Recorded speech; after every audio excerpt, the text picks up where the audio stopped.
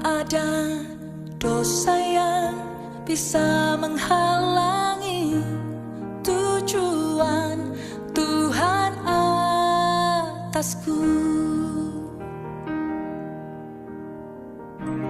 Ku di tangan Tuhan yang kuat, Dia tak pernah meninggalkanku.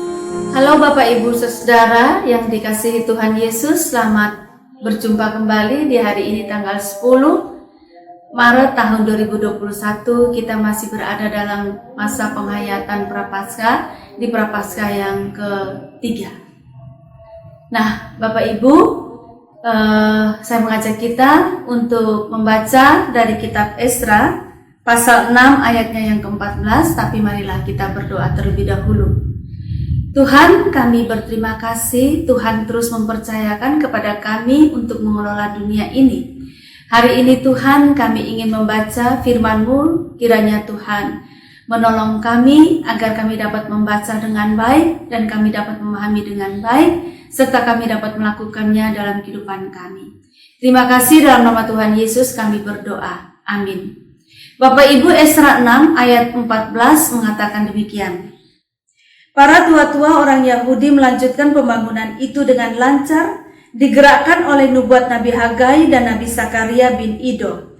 Mereka menyelesaikan pembangunan menurut perintah Allah Israel dan menurut perintah Kores, Darius, dan Artasasta, raja-raja negeri Persia. Demikian jauh pembacaan firman Tuhan. Yang berbahagia adalah setiap kita yang mendengarkan firman Tuhan, memelihara serta melakukannya dalam kehidupan setiap hari. Bapak Ibu, bacaan yang saya baca ini atau ayat yang saya baca ini merupakan penggalan dari kisah pembangunan Bait Allah pada waktu setelah pemerintahan atau penjajahan kerajaan Babel. Nah Bapak Ibu, saya beri tema atas bacaan ini atau renungan kita, Tuhan yang berdaulat. Jadi Bapak Ibu Saudara, di ujung-ujung akhir bangsa Israel ini akan merdeka ketika mereka berada di dalam penjajahan oleh negeri Babel. Di dalam perjalanan-perjalanannya Tuhan mulai memberikan langkah-langkah Tuhan untuk membebaskan mereka. Salah satunya diizinkannya membangun kembali Bait Allah yang runtuh.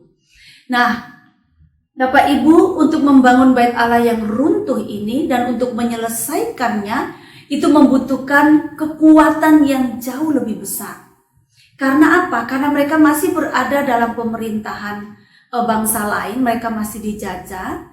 Dan memang berdasarkan nubuat dari Nabi Hagai dan Sakaria, Tuhan mengizinkan mereka untuk membangun kembali Bait Allah tersebut. Karena itulah mereka membutuhkan kekuatan yang jauh lebih besar. Dan yang menarik adalah Tuhan memakai Raja Darius, dan sebelumnya memakai Raja Kores dan juga memakai Raja Artasasta untuk mereka memulai membangun lalu kemudian menyelesaikannya. Menarik sekali Bapak Ibu. Waktu Raja Kores dia memutuskan untuk memulai pembangunan. Bahkan Raja Kores ini mengatur berapa tinggi, berapa lebar dan pakai bahan apa untuk membangun Bait Allah tersebut. Lalu ketika pemerintahan itu beralih ke Raja Darius, ia juga memberikan keputusan-keputusannya untuk melanjutkan pembangunan rumah Tuhan itu, Bait Allah itu. Bahkan ia memutuskan supaya biayanya itu diambil dari biaya negara atau dari perbendaharaan kerajaan. Emas dan perak yang dulu direbut oleh Raja Babel, itu yang kemudian dibawa ke kerajaan Babel, dikembalikan ke Yerusalem, ditaruh kembali di Bait Allah yang baru ini. Lalu dia juga memutuskan supaya gandum, garam, minyak, anggur itu disediakan bagi orang-orang yang mengerjakan pembangunan Bait Allah. Bapak Ibu, ini sangat menarik. Ketika Tuhan berdaulat, ketika Tuhan punya mau untuk melakukan segala sesuatu yang Tuhan inginkan, maka Tuhan akan memerintah alam semesta. Tuhan yang memerintah raja-raja Bapak Ibu. Dan kalau Tuhan sudah punya mau, Tuhan seolah-olah menggerakkan seluruh dunia, timur, barat, utara, selatan, untuk melaksanakan kehendak Tuhan. Termasuk Tuhan Allah memerintahkan bangsa-bangsa. Termasuk Bapak Ibu, Tuhan Allah memerintah semesta alam.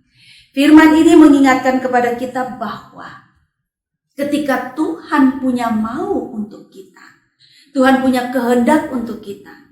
Sekalipun hitung-hitungan di dunia ini atau hitung-hitungan manusia itu tidak mungkin atau impossible, tapi Tuhan bisa menggerakkan alam ini, menggerakkan segala sesuatu untuk mewujudkan keinginan Tuhan atas hidup kita, atas diri kita. Jadi Bapak Ibu, jikalau kita punya cita-cita, kita punya keinginan, kita punya pergumulan, datanglah kepada Tuhan, sampaikan semua itu kepada Tuhan. Jika Tuhan berkenan, Tuhan akan menunjukkan kedaulatannya dan Tuhan akan mewujudkan apa yang kita minta itu, tetapi harus sesuai dengan kehendak Tuhan. Pasti bisa mewujudkannya. Tetap semangat Bapak Ibu, Tuhan Yesus menolong kita. Amin. Mari kita berdoa. Tuhan, anugerahkanlah iman kepada kami dan berikanlah kepada kami kepasrahan kepada kehendak Tuhan. Sebab kami tahu bahwa Tuhan adalah Allah yang berdaulat. Semua keinginan kami, cita-cita kami, harapan kami letakkan di tangan Tuhan. Sebab hanya Tuhan sajalah yang mampu untuk mewujudkannya.